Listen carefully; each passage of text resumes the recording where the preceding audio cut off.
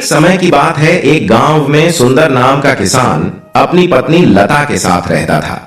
उनका एक 10 साल का मोहन नाम का बेटा था। सुंदर के पास खेत थे जिस पर वह खेती करके अपने परिवार का पालन पोषण करता था। सुंदर की पत्नी घर के कार्य करती थी। वह गणेश भगवान को अपना इष्ट देव मानती थी। उनके व्रत व पूजा पूरे नियम से करती थी। एक बार गांव में भयंकर महामारी फैली जिसकी चपेट में सुंदर भी आ गया। वह बहुत बीमार पड़ गया। उसकी बीमारी के चलते लता काफी परेशान रहने लगी। उसने सुंदर का काफी उपचार कराया पर वह ठीक नहीं हो पा रहा था। उपचार के चक्कर में खेत भी बिक गए, लेकिन सुंदर की तबीयत दिन पर दिन खराब होती जा रही थी। लता रात दिन पति की सेवा में लगी रहती थी।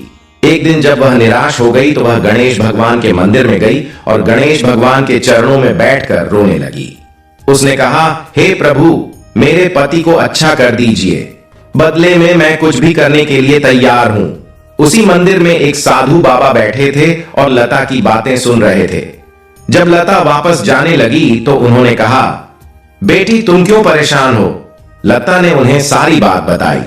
तब साधु बाबा कुछ देर आंखें बंद करके बैठे रहे और फिर बोले, तुम्हारे पति के पिछले कर्मों के फल के कारण उसकी यह दशा हो रही है।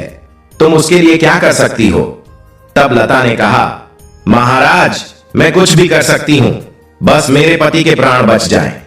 तब साधु बाबा ने कहा, तुम्हारे भाग्य में पति या संतान दोनों में से एक का ही सुख है।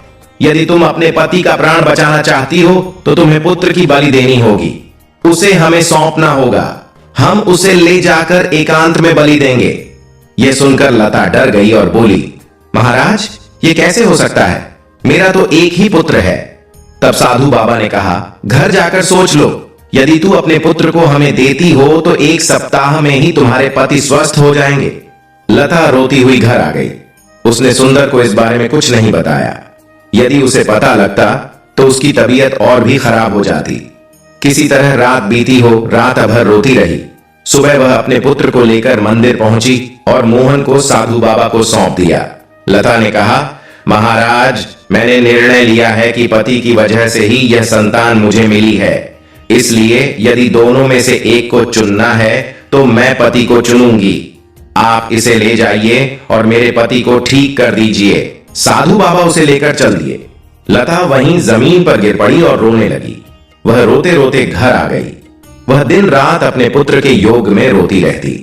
धीरे धीरे उसका पति ठीक होने लगा और ठीक 8 दिन बाद वह स्वस्थ हो गया। ठीक होते ही उसने अपने पुत्र को पुकारा, परंतु वह कहीं भी नजर नहीं आया। उसने लता से पूछा तो उसने रोते हुए सारी बात बताई। सुनकर गुस्से में बोला, मूर्ख, यह क्या कर दिया? हमारा एक ही तो सहारा था, तूने उसकी भी बलि दे दी। उसके बिना मैं जीकर क्या करूंगा? जब उसे कहीं से भी लेकर तभी मेरे घर में पैर रखना। यह कहकर उसने लता को घर से निकाल दिया। वह रोती हुई उसी मंदिर में जा पहुंची। वहां वहीं साधु बाबा बैठे मिले। वह उनसे अपने पुत्र को वापस करने की प्रार्थना करने लगी। तब साधु बाबा ने कहा, मैं तुम्हारे पुत्र को वापस नहीं ला सकता, पर यदि तुम सुख से जीना चाहती हो तो पुत्र को भूलकर पति की सेवा करो। लता ने कहा, महाराज, वो तो मेरी शक्ल भी नहीं देखना चाहते। तब साधु बाबा ने कहा, तुम गणेश जी का नित्य नियम करो। विघ्नहर्ता गणपति जी का आशीर्वाद रहा तो सारे संकट दूर हो जाएंगे। लता उसी मंदिर के प्रांगण में बैठ गई। कोई उसे कुछ खाने को फल दे जाता तो वह खा लेती और दिन रात गणेश भगवान का ध्यान करती रहती। एक दिन उसका पड़ोसी उसके पास आया और कहा, तुम्हारा पति बेहोश पड़ा है, घर जाकर देखो। वह दौड़ती हुई घर पहुंची।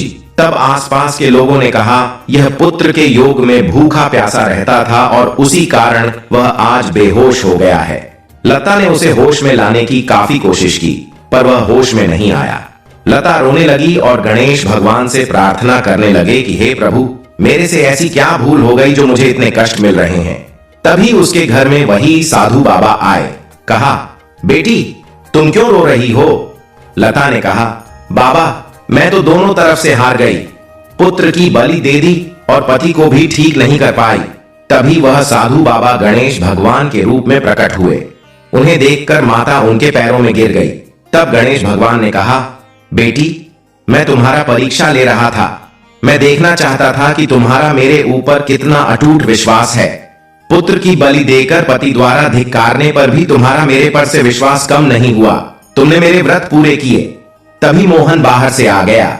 बेटे की आवाज सुनकर सुंदर को भी होश आ गया। गणेश भगवान प्रसन्न होकर उनके घर को अन्य धन से भर दिए। दोनों पति पत्नी गणेश भगवान के चरणों में नतमस्तक हो गए।